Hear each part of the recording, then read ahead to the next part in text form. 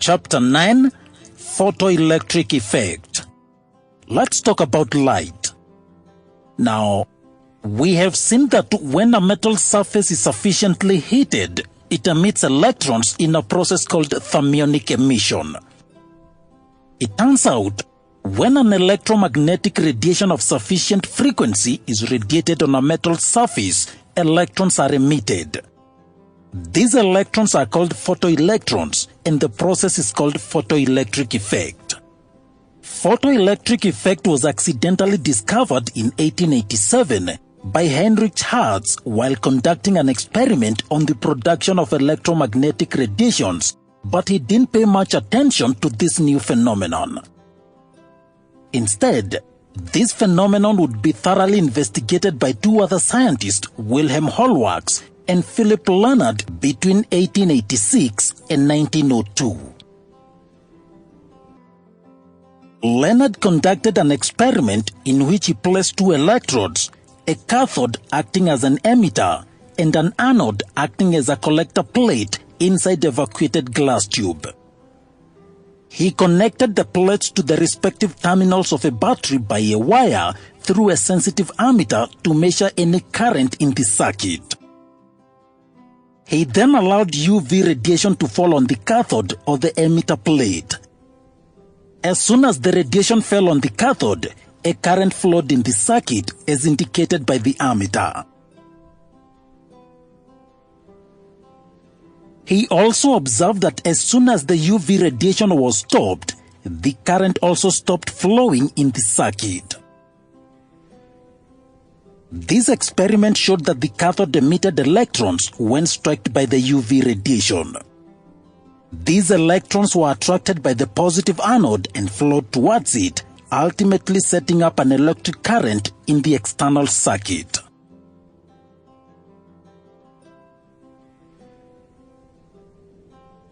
Wilhelm conducted a further but simpler experiment to advance this new phenomenon. He mounted a clean, circular, negatively charged zinc plate on an insulating stand and connected it by a wire to a gold leaf electroscope. He observed that when UV radiation struck the zinc plate, it lost the charge. He repeated the experiment by replacing the negatively charged plate with an uncharged one. When UV radiation hit the plate, it became positively charged. Moreover, using a positively charged zinc plate in the experimental setup further enhanced the positive charge of the already positively charged zinc plate. From these observations, he concluded that negatively charged particles were emitted from the zinc plate on being radiated with UV light. During the experiments, Lenard and Hallwachs also observed that no electrons were emitted by the surface when the frequency of the light was less than a certain minimum value. This minimum frequency of incident light below which no photoelectrons are liberated from the metal surface is known as the threshold frequency, F0. The wavelength corresponding to the threshold frequency is called the threshold wavelength, lambda naught. This frequency depends on the type of metal surface. Metals such as zinc, cadmium and magnesium respond only to UV light because it has short wavelength, while others such as lithium, sodium, potassium and cesium are sensitive even to visible light which has a longer wavelength. So, how comes light is able to dislodge electrons from metal surfaces? Let's talk about light energy and the quantum theory. So, up until now, we have known light to behave as an electromagnetic wave. It is therefore also called electromagnetic radiation. Light waves have both wavelength and frequency, that is the number of cycles passing through a point per unit time. They are inversely proportional, since the shorter the wave, the more of them that can go by per second, resulting in a higher frequency. These variables are related by the formula c is equal to f lambda, where c is the speed of light, about 300 million meters per second.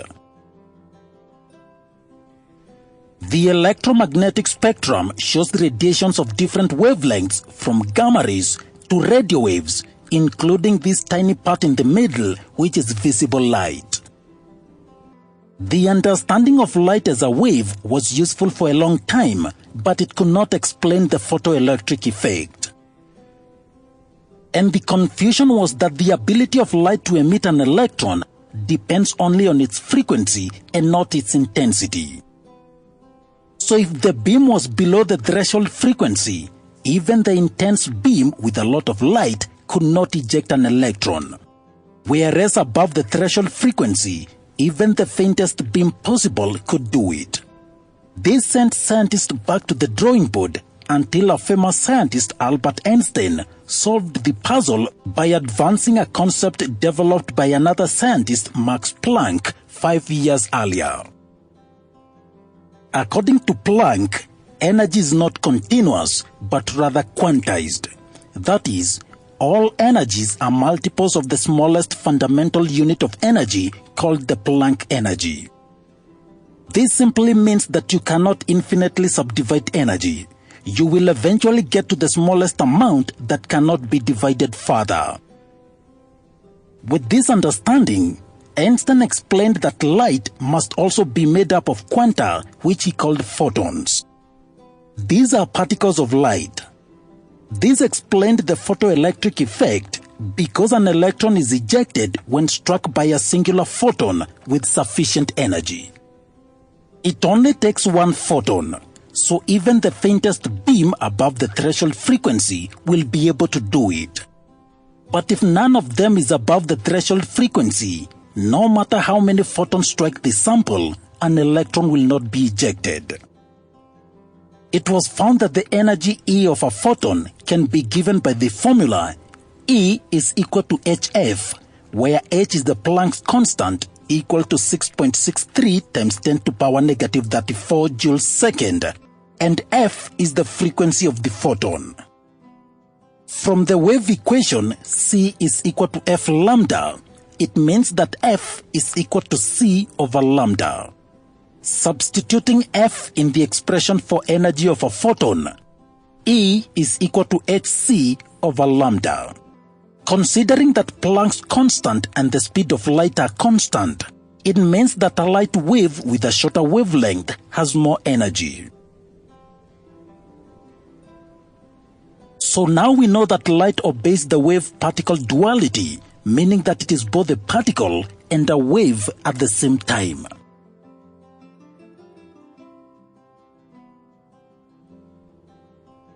Let's talk about Einstein's equation of photoelectric effect. Now, when photons are incident on a metal surface, the metal electrons absorb energy from the photon. The minimum energy required for the electron to just dislodge from the metal surface is called the work function, W0. This energy is generated when the frequency of the light wave is equal to the threshold frequency, F0. So work function is equal to h F0, which can also be expressed as work function is equal to hc over lambda naught. This energy differs from metal to metal. Work function is given in a unit called electron volt or joules. 1 electron volt is equal to 1.6 times 10 to power negative 19 joules. If the energy absorbed by the electron is greater than the work function of the metal, the electron is dislodged with maximum kinetic energy, Ke max equal to E minus work function, where E is the energy of the incident photon. This is called the Einstein's equation of photoelectric effect. This equation can be expressed in different formats, but it doesn't change the overall meaning. For example, we know that kinetic energy is equal to a half mv squared. So maximum kinetic energy is equal to a half me Vmax squared, where me is the mass of an electron and Vmax is the maximum speed of the electron. Also, E is equal to hf. Substituting all this in the Einstein's equation, a half me Vmax squared is equal to hf minus work function. This is still Einstein's equation. Further, E is equal to hc over lambda, and work function is equal to hc over lambda naught. So, a half me Vmax squared is equal to hc over lambda minus hc over lambda naught. Factorizing the right-hand side of the equation, a half me Vmax squared is equal to hc into 1 over lambda minus 1 over lambda naught.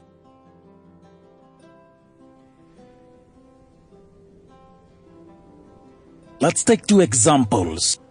First one, the energy of a photon of violet light is 4.97 times 10 to power negative 19 joules. Calculate its frequency and wavelength. So, we know that energy is equal to hf. So 4.97 times 10 to power negative 19 is equal to 6.63 times 10 to power negative 34 times frequency. To get frequency, we divide both sides by 6.63 times 10 to power negative 34. That gives us frequency is equal to 7.50 times 10 to power 14 Hertz. Then we calculate the wavelength. C is equal to f lambda. 3.0 times 10 to power 8 is equal to 7.50 times 10 to power 14 times lambda. To get lambda, we divide both sides by 7.50 times 10 to power 14. That gives us a wavelength equal to 4.0 times 10 to power negative 7 meters.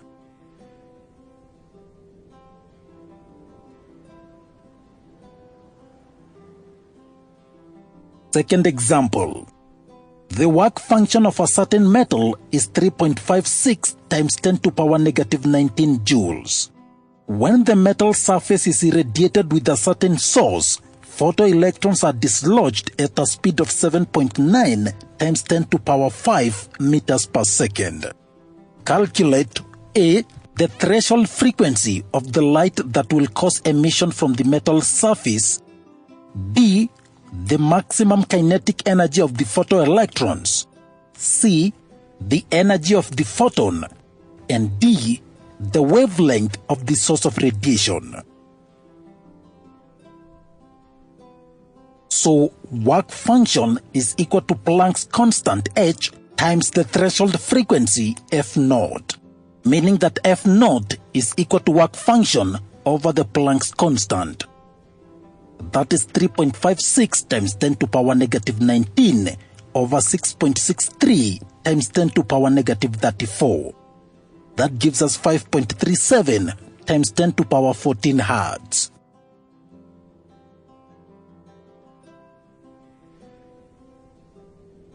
Maximum kinetic energy is equal to a half me Vmax squared. That is a half times 9.11 times 10 to power negative 31 times 7.9 times 10 to power 5 squared. That gives us 2.84 times 10 to power negative 19 joules.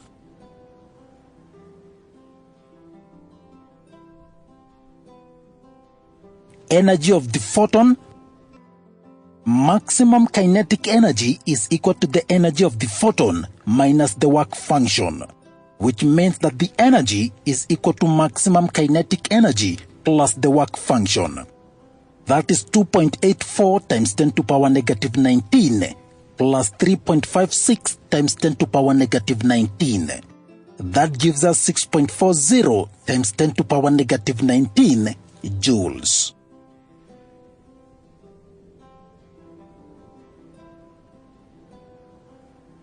Finally, the wavelength. We know that energy is equal to HF, or energy is equal to hc over lambda. This means that lambda is equal to hc over E. So 6.63 times 10 to power negative 34 times 3.0 times 10 to power 8 divided by 6.40 times 10 to power negative 19. That gives us 3.11 times 10 to power negative 7 meters.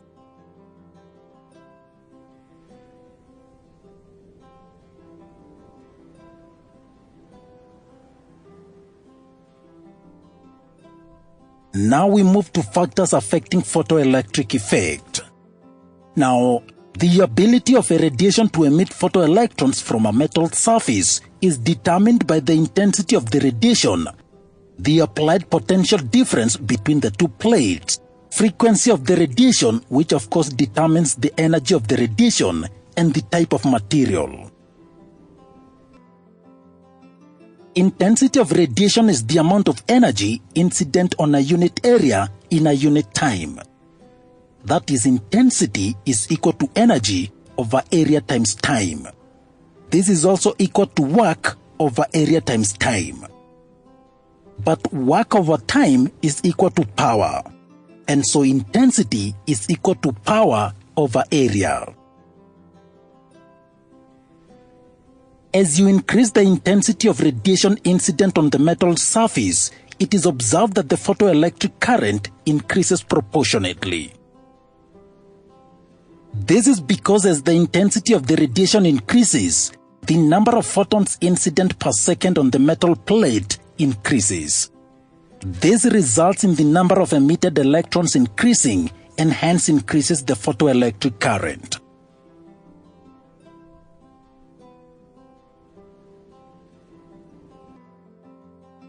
Second factor is the applied potential difference. As you gradually increase the accelerating potential across the emitter and the collector plates, you will notice that the current in the ammeter increases. This happens due to an increase in the number of electrons that reach the collector plate per second. As the accelerating potential across the emitter and collector plates increase further, you will notice that current in the ammeter reaches its maximum and remains constant. This maximum value of current is called saturation current. Saturation current is a consequence of all the photoelectrons emitted by the plate C reaching the collector plate E. Now suppose we reverse the polarity of the battery. This potential builds a positive charge on the emitter plate that attracts the emitted electrons, and a negative charge on the collector plate that repels the emitted electrons. This potential is called retarding potential. As the retarding potential increases, you will observe a sharp decrease in the photoelectric current. This is because of the decreased number of electrons that reach the collector plate. As the retarding potential difference increases further, at a particular voltage, negative V0 applied to the anode, the photoelectric current becomes zero. The maximum negative potential V0 applied to the anode, for which the photoelectric current becomes zero, is called the stopping potential or cutoff potential. The photoelectric current becomes zero when the retarding potential becomes strong enough to repel all the photoelectrons with the maximum kinetic energy. The maximum kinetic energy of the photoelectron is equal to eV0. This is equal to the work done by the stopping potential, meaning that eV0 is equal to a half mv squared. Substituting in Einstein's equation, E is equal to eV0 plus the work function, or HF is equal to EV naught plus HF naught. So EV naught is equal to HF minus HF naught.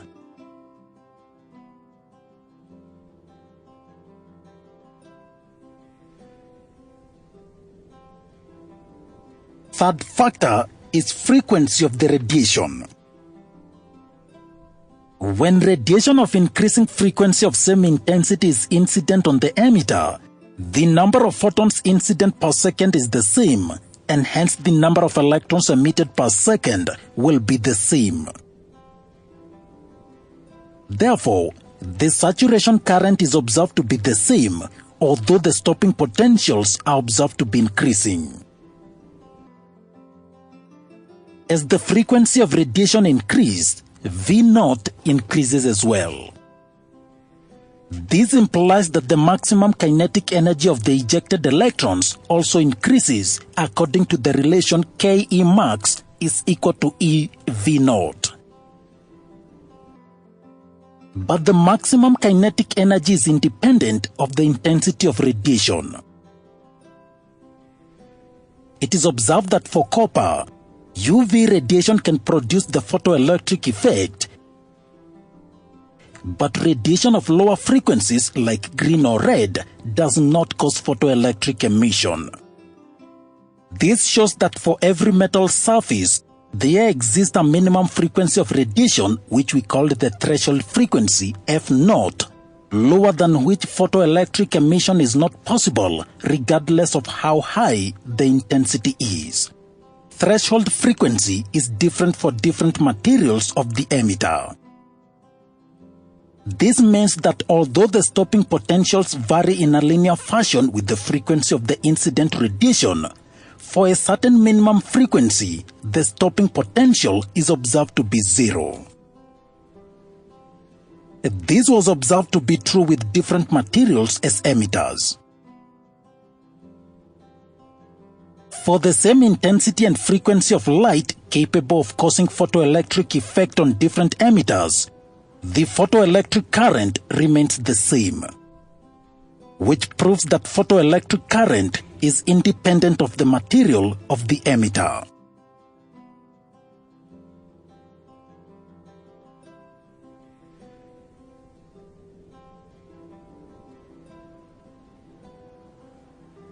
Finally, applications of photoelectric effect. First, photoelectric cell. A photoelectric cell is an electron tube in which the electrons initiating an electric current originate from photoelectric emission. It consists of a cathode coated with a photosensitive material and an anode. Light falling on the cathode causes dislodging of electrons, which are then attracted to the positively charged anode, resulting in a flow of current proportional to the intensity of the incident radiation. Phototubes are either evacuated or filled with an inert gas at low pressure to achieve greater sensitivity. It is applied in photosensor motion detectors used in burglar alarms, traffic light controls, and automatic door openers. Others are used in sound recording, televisions, and scintillation counters.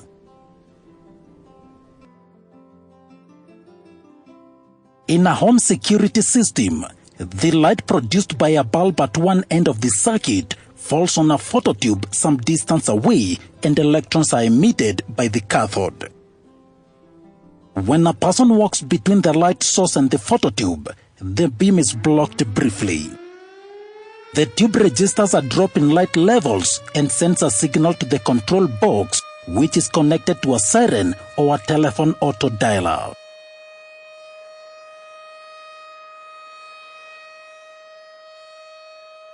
A solar panel is used to produce electricity, and its working principle is based on the photoelectric effect.